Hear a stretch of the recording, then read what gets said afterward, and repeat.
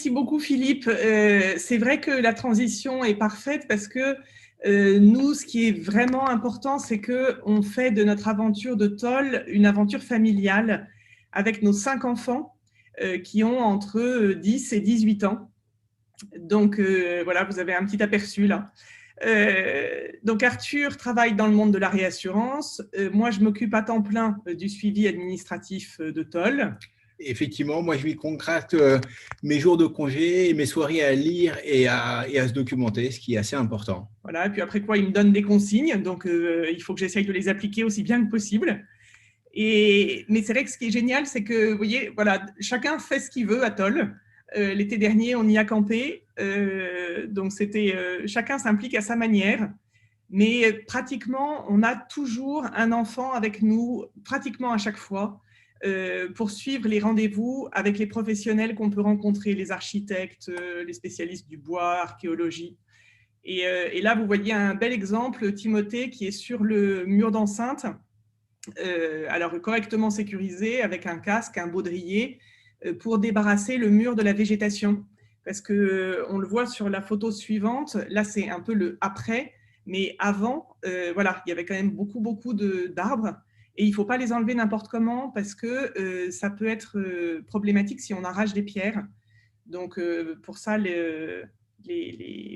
tous les spécialistes et les archéologues sont très vigilants pour tout ce qu'on fait, même arracher, même enlever un arbre. Est-ce que vous présentez succinctement un petit peu ce que vous avez acheté, parce que je crois que c'est quand même très particulier. Oui, tout à fait. Toll est vraiment unique. Alors, l'avantage, c'est que nous, on n'a pas de toiture. Donc, ça simplifie beaucoup. C'est un château médiéval du XIIIe et XIVe siècle, et il est unique parce qu'il n'a pas été remanié. Il est en ruine depuis si longtemps que la Révolution française l'a laissé tranquille. Et pareil, Viollet-le-Duc et tous ses acolytes ne savaient même pas qu'il existait, tellement il y avait de la forêt dedans et autour. Donc Toll, en résumé, c'est un logis seigneurial central, encadré de 2 tours, que prolonge un mur d'enceinte de 33 mètres de côté. Et donc c'est quand même un édifice assez important. Les 2 tours font 8 mètres de côté, 20 mètres de haut. Et les bâtiments de la cour ont, eux, pratiquement disparu. Il reste des traces, mais pas plus. Donc, Toll a été inscrit en inventaire supplémentaire des monuments historiques dès 1927, parce qu'il y a beaucoup d'éléments remarquables qui restent, notamment des archères canonnières, des fenêtres trilobées avec leur cou-siège, des corbeaux qui soutenaient des bretèches, et puis un chemin de ronde en encorbellement dont il y a quelques exemplaires ci ou là, mais qui est quand même assez rare, avec des très belles dalles. Enfin bref, Toll, c'est une ruine magnifique de 1000 mètres au sol. Et alors, la question suivante qui arrive immédiatement, c'est pourquoi avez-vous acquis une maison, un château, une ruine, comme ça? Alors, je vais dire parce que Patrice Bay, c'était pas trop loin. Non, mais en fait, qui n'a pas envie d'un château fort? Et surtout, c'est le désir de participer modestement à notre échelle de la préservation du patrimoine. Je ne vous cache pas qu'il y avait aussi un critère géographique, parce que Toll, c'est entre là où je travaille et la Haute-Savoie, où on a beaucoup d'attaches. Et donc, à quelques minutes de l'autoroute, c'était aussi, c'était pas un détour, on n'était pas dans le sud-ouest de la France ou autre. Et donc, effectivement, il y avait aussi un critère géographique qui a rentré en ligne de compte. Et puis, il faut quand même aussi ajouter, parce que c'est un peu moi qui mets le haut là de temps en temps au désir fou d'Arthur, enfin, il y a un léger critère de prix quand même aussi. C'est-à-dire que quand on veut se lancer dans un projet patrimonial, clairement, les ruines à consolider, ça s'achète quand même beaucoup moins cher que Versailles en bon état. Et qu'avez-vous découvert Alors, moi, ce qui m'a le plus impressionné, c'est vraiment la beauté des murs, de l'assemblage des pierres. Vous voyez, sur la tour sud, qui est ma tour favorite, c'est vraiment ça qu'on voit là dans le… Et alors, quand on est au pied de la tour, c'est encore plus impressionnant. Moi, je peux passer des heures à regarder ça. Effectivement, ça c'est très beau et ça a déjà 700 ans, un peu plus de 700 ans, mais à chaque passage, on découvre quelque chose de nouveau, ce qui est un peu magique. On a découvert il n'y a pas longtemps avec les archéologues une rosace dans une fenêtre. En défrichant, on a découvert une fenêtre trilobée qu'on pensait perdue, qui était en fait tombée au sol, et un petit escargot sculpté dans un environnement de porte. Donc, il y a des choses vraiment, voilà, on n'arrête pas de découvrir des choses, bien qu'on y a déjà passé énormément d'heures sur place. Voilà, après, il y a aussi, on voit il y a l'escalier intérieur du logis seigneurial qui est réapparu voilà, au hasard de l'arrachage des orties. Il y a une cheminée dans la tour sud. Et là, c'est pareil, il faut être entré souvent dans la tour pour tout d'un coup se dire, mais il y a quelque chose là-haut. C'est bizarre, c'est quoi ces pierres qui voilà. sont de profil, et en fait, c'est tout simplement le conduit de cheminée en pierre massive dans un angle de la tour. Expliquez-nous peut-être un petit peu quel est le projet que vous souhaitez développer. Alors, nous, notre projet, c'est vraiment d'ouvrir au public. Alors, très honnêtement, Anouchka parlait tout à l'heure d'investissement, de rentabilité. Je dois avouer que ça, malheureusement, en fait, alors nous, on n'y a pas pensé du tout. Je pense que voilà, on y passe beaucoup de temps et d'énergie. On veut ouvrir au public. Je ne pense pas que ce soit un objectif rentable. Mais avant toute chose et avant tout n'importe quoi, il faut de toute façon faire en sorte que le lieu arrête de se dégrader et qu'on puisse le sécuriser. Effectivement, parce que ça, c'est très important. Les pierres tombent, elles tombent d'assez haut, jusqu'à 20 mètres de haut. Et résultat, objectivement, à aujourd'hui, le site peut être dangereux et il faut faire attention. Voilà, là, on voit bien sur la photo tout ce qui pousse sur les murs. Voilà. Et donc, dans un premier temps, on va dévégétaliser les ruines et puis reprendre le haut des murs qu'on appelle les arases, consolider les fissures, combler la brèche que vous voyez à l'écran sur votre gauche. Et il faudra aussi reprendre des chaînages d'angles qui, pour la plupart, sont au pied, mais il faut les remettre. Et il y a des jonctions entre le logis et les tours et ainsi de suite. Voilà, il y a quand même des travaux de maçonnerie assez colossaux à mettre en place. En plus de ça, on va commencer à avoir les problèmes de toiture parce que l'idée, ce serait de mettre hors d'eau les deux tours et donc de mettre des toits provisoires au-dessus des deux tours.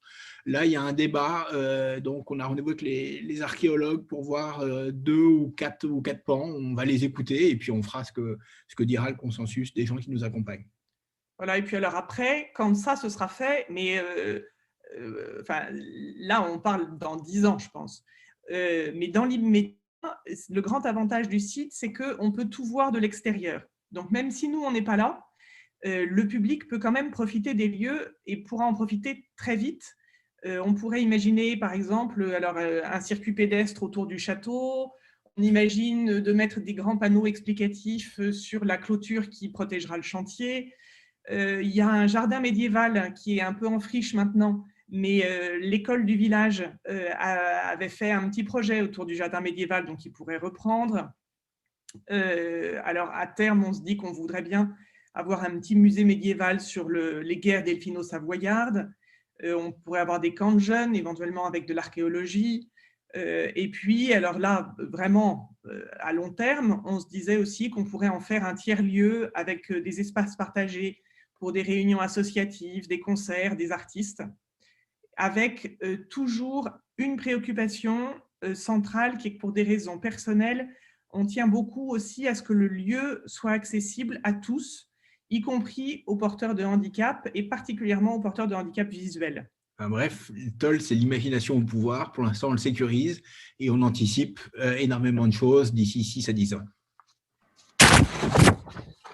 Et un petit point rapide, où en êtes-vous? Alors, on trouve qu'on a super bien avancé jusqu'à maintenant. On a fait intervenir en tout premier lieu les services du ministère de la Culture, parce que c'est vraiment pour nous un partenaire indispensable. Donc, on a acheté en juillet 2019 et en août, l'architecte des Bâtiments de France, ses collègues de la Direction régionale des affaires culturelles et du service régional de l'archéologie sont venus sur place. Et tout de suite, on leur a demandé des conseils. Alors, ils étaient très contents parce qu'ils n'avaient jamais eu l'occasion vraiment de venir sur place à Toll. Ils avaient cherché le château, mais ils ne l'avaient pas trouvé, en fait. Et donc, ils nous ont vivement recommandé de commencer une étude préalable complète. Et voilà. Et alors, c'est à ce moment qu'est intervenu notre architecte Philippe Allard du cabinet Alep, qui est vraiment aussi un passionné du patrimoine. À l'occasion, il faudrait peut-être l'interviewer également. Et donc, notre architecte s'est entouré d'une fine équipe avec Geocali qui nous a fait un relevé laser et photo précis au millimètre, vraiment un outil très, très important. Et Jean-Paul Rose, qui est économiste de la construction, parce qu'il y a beaucoup de chiffres, il y a beaucoup de devis à faire, il y a beaucoup de volumétrie de travaux. Et donc, voilà, c'est toute cette équipe qui a fait une étude complète. Et grâce à cette étude, on a pu déjà déposer le permis de construire en novembre dernier. Et donc, le permis est en cours d'instruction. Voilà, il y a eu du coup le permis en cours d'instruction et évidemment a fait tout le circuit habituel. Et le service régional de l'archéologie a mandaté l'INRAP, donc je ne saurais plus, mais tout le monde connaît l'INRAP, qui vient d'entrer dans le jeu pour une étude d'archéologie préventive qui va intervenir entre mars et mai prochain, 2021 donc. Et ça nous réjouit beaucoup parce qu'ils vont pouvoir faire des relevés de l'archéologie du bâti. Ils vont sans doute peut-être réaliser quelques sondages. Donc, c'est vraiment une belle occasion. Tout à fait. Et nous, on est à l'écoute de ces experts. Étant pas experts du patrimoine nous-mêmes, on est en train de le devenir avec ce dossier, mais c'est vrai qu'on est beaucoup à l'écoute de ça. Et en parallèle de cette phase de travaux administratifs, on a aussi relancé l'association d'amis, les Paladins de Tôle. On a participé à la première édition de la Nuit des Châteaux en octobre 2019. Et puis un an après, comme on l'avait bien aimé, en octobre 2020, on a fait une journée porte ouverte suivie de la Nuit des Châteaux. Ça, c'était très sympathique parce qu'on a pu constater l'engouement du public. On a pu aussi accueillir France 3 qui est venu faire un sujet sur le château. Là, il y a quelques photos qui suivent, voilà, exactement, voilà. Des portes ouvertes. Des portes ouvertes avec des bénévoles qui ont guidé et qui ont fait un peu d'animation. Et si tout va bien, en mai prochain, on aimerait faire une journée aux abords du château qui sera probablement déjà en chantier, qui sera, elle, orientée vers les vieux métiers par les artisans locaux. Parce que c'est très, très important d'avoir effectivement le tissu local et de, je dirais, l'aide et de travailler avec les artisans locaux. Voilà, et puis on a aussi pris contact avec les services touristiques du département parce qu'ils sont très désireux d'inscrire le château dans le maillage touristique local. Donc ça, c'est encore aussi une occasion pour nous de faire connaître le lieu. Voilà, et effectivement, on avait dit que la communication est importante. Et ça, c'est vrai que nous, notre château qui est perdu au fond des bois, au bout d'un chemin de terre, c'est très, très important. Quels sont les principaux obstacles que vous avez rencontrés ? Alors, pour le moment, rien d'insurmontable. On a réussi à avoir l'eau, parce que pour le chantier, l'eau est très important. Ça, c'était relativement facile. En revanche, pour l'électricité, Enedis, c'est beaucoup plus compliqué. Donc, on n'a pas encore l'électricité sur le château, mais il va falloir, pour le début du chantier, il nous reste quelques mois pour vaincre ces arcanes administratives. Après, le principal obstacle va être sans doute l'obstacle financier, parce qu'on a déjà pris contact avec le département de l'Ain, avec la région Auvergne-Rhône-Alpes, avec la DRAC, qui tous nous ont aidés pour le financement de l'étude préalable. Donc, on les remercie beaucoup et on espère conserver ce soutien pour les travaux à venir de concert avec eux. Voilà, et puis on va s'initier au mécénat aussi, Monsieur Bess. On va s'initier au financement participatif, tous les prix et soutiens qu'on pourra obtenir. Et d'ailleurs, dans ce cadre, on va se porter candidat dans le cadre des projets de maillage de la mission Berne pour le loto du patrimoine. Donc voilà, on va voir si ça marche. Votez pour nous. Non, je crois qu'on ne peut pas voter, mais votez pour nous quand même. On peut appuyer quand même. Berne avec les VMF, on sait qu'on a un petit peu appuyé un certain nombre de dossiers. Est-ce que vous avez découvert des choses auxquelles vous ne vous attendiez pas ? Oui, on ne s'attendait pas à avoir un accueil aussi chaleureux de la part de tout le monde. Que ce soit les habitants du village, la mairie, le monde associatif dont vous faites partie en premier lieu, Philippe, les autres monuments de la région, parce qu'on a rencontré aussi d'autres propriétaires, les services de l'État. Vraiment, on a l'impression, on en est toujours un peu ébahi d'ailleurs, mais on a vraiment l'impression que tout le monde est là pour nous aider autour du petit berceau de Toll, pour nous aider à mener à bien ce projet. Bon, après, la question bateau, c'est vos conseils, soit Ouais. des repreneurs, soit des candidats à la reprise. Qu'est-ce que… Alors, moi, je dirais aux candidats à la reprise, il faut y aller, il faut foncer. Moi, c'est Arthur qui m'a emmené dans l'histoire et il faut y aller. Voilà, moi je dirais, faut pas hésiter à réaliser vos rêves. Il faut faire comme moi, regarder les exemples dans votre région sur Internet, voir il y a quand même pas mal de gens qui ont communiqué, donc ça donne voilà des business plans, comme on pourrait dire, qui ont fonctionné, et donc ça c'est bien. Il faut aussi faire un bilan objectif des forces et faiblesses du lieu.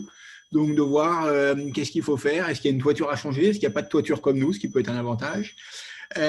Et puis, sans oublier qu'il faut vérifier si ce lieu est vraiment en résonance avec qui vous êtes et ce que vous voulez faire. Voilà, faut pas moi, je ne suis pas maçon et donc, ce n'est pas moi qui vais remonter le mur, ça c'est sûr.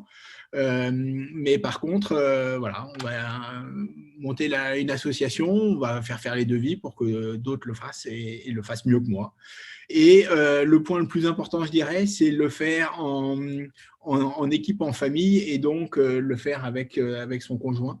Voilà, vérifier si le conjoint est partant pour cette aventure, parce qu'il faut commencer à deux, et puis après avec les enfants, et puis après avec les amis, et ainsi de suite. Oui, et moi, pour des gens qui sont déjà lancés, je dirais qu'effectivement, c'est un travail d'équipe familiale avec l'architecte, qui est vraiment une pièce essentielle du dispositif. Donc ça, il faut bien le choisir. Il faut prendre le temps de rencontrer les habitants de son village. Il faut apprendre à gérer les bénévoles, à les motiver sans se laisser déborder. On peut utiliser les réseaux sociaux aussi pour fédérer une communauté autour. On peut solliciter la presse. Donc nous, il y a France 3 qui est venu pour la Nuit des Châteaux cette année. Il y avait le Progrès qui était venu l'année dernière, qui avait fait 2 petits articles qui ont été un bon écho. Et puis, il faut faire la différence entre ce qu'on peut faire seul et ce pourquoi il faut absolument faire intervenir des professionnels. Voilà. Et puis enfin, il faut évidemment adhérer aux associations de défense du patrimoine, les vieilles maisons françaises au premier rang, mais peut-être aussi la demeure historique, voilà, qui sont vraiment des partenaires très, très précieux. Laure, je pense qu'il doit y avoir plein de questions. Est-ce que vous pouvez nous en ressortir une ou deux Oui, on a une question sur la restauration. Quel niveau de restauration vous souhaitez atteindre?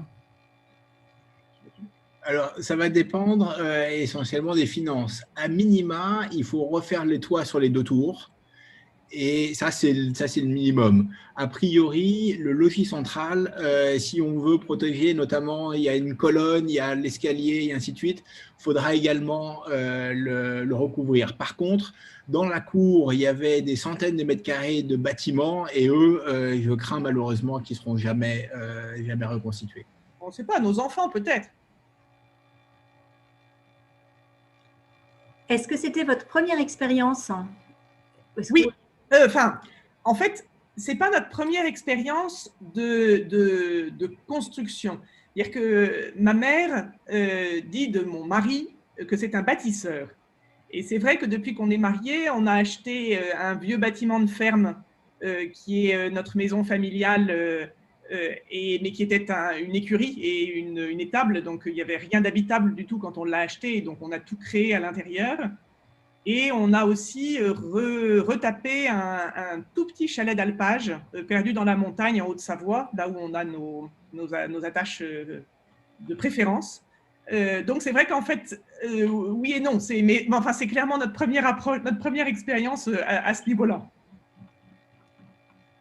Très bien, on a une question indiscrète. Vous pourrez répondre par un joker si vous le souhaitez. Est-il possible de savoir combien coûte d'acheter une ruine aussi imposante? Je vais répondre très simple. Il faut aller sur le site de Patrice Besse où il y en a peut-être encore d'autres à vendre. Et après, vous allez négocier au mieux possible. Mais… Ouais. Voilà, donc c'est un demi-joker. Voilà, un demi-joker. Sachant que pour info, on a quand même négocié 1 an avec le vendeur. Alors ça, c'est une question qui est un petit peu pour tous. Lorsqu'on achète un édifice qui nécessite des travaux, mais se situant dans une nouvelle région inconnue, sans réseau d'artisans et professionnels, quels sont vos conseils pour vous entourer de gens sérieux?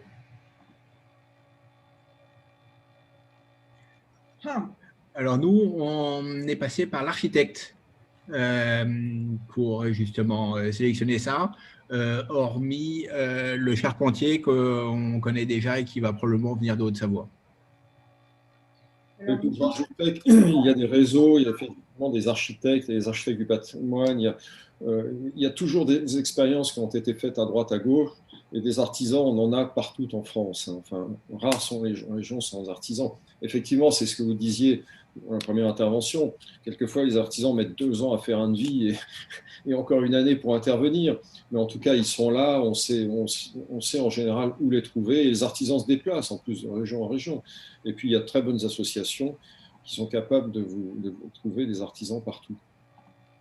Et justement, je rebondis là-dessus. Effectivement, des artisans, on en trouve dans toute la France. Je crois que la seule chose à laquelle il faut s'attacher, c'est d'avoir des férus de vieilles pierres.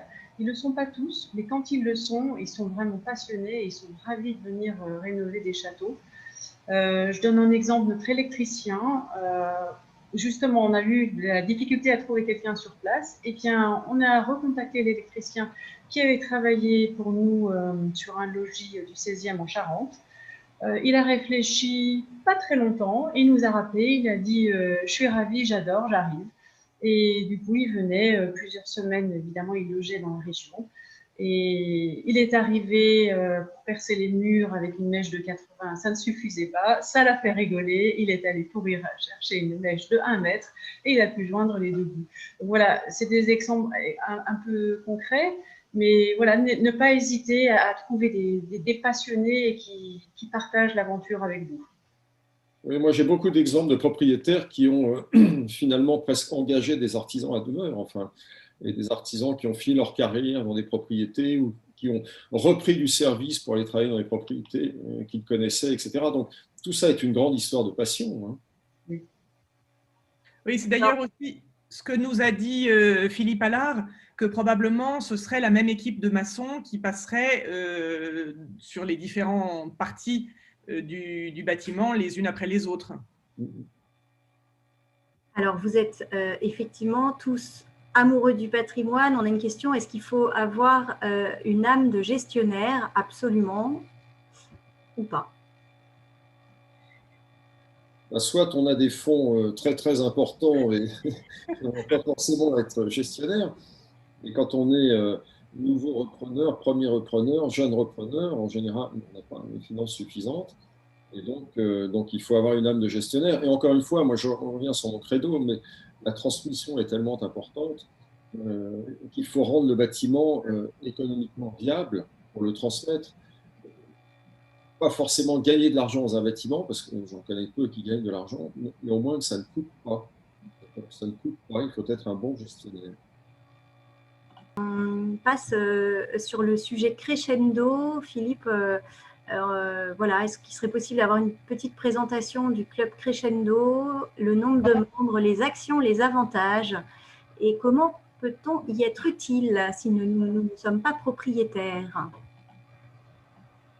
Alors, un des grands points au niveau des VMF, c'est que les adhérents des VMF ne sont pas tous propriétaires. Il y en a une partie d'entre eux qui sont propriétaires, mais ce n'est pas une condition sine qua non. Donc, ce qui veut dire que pour être VMF, il faut être amoureux du patrimoine. Donc, c'est relativement simple. On adhère au VMF et les VMF sont organisés par des délégations au niveau de chacun des départements.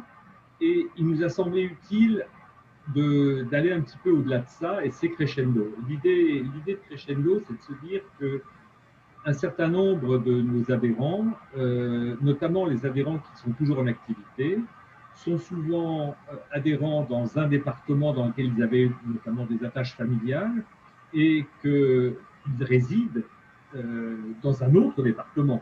Il y a une surreprésentation de la région parisienne. Dans ces cas-là, comme ce que j'appelle la résidence habituelle est à Paris, Et puis la résidence de cœur est en Lozère ou est dans l'Ain où se trouve.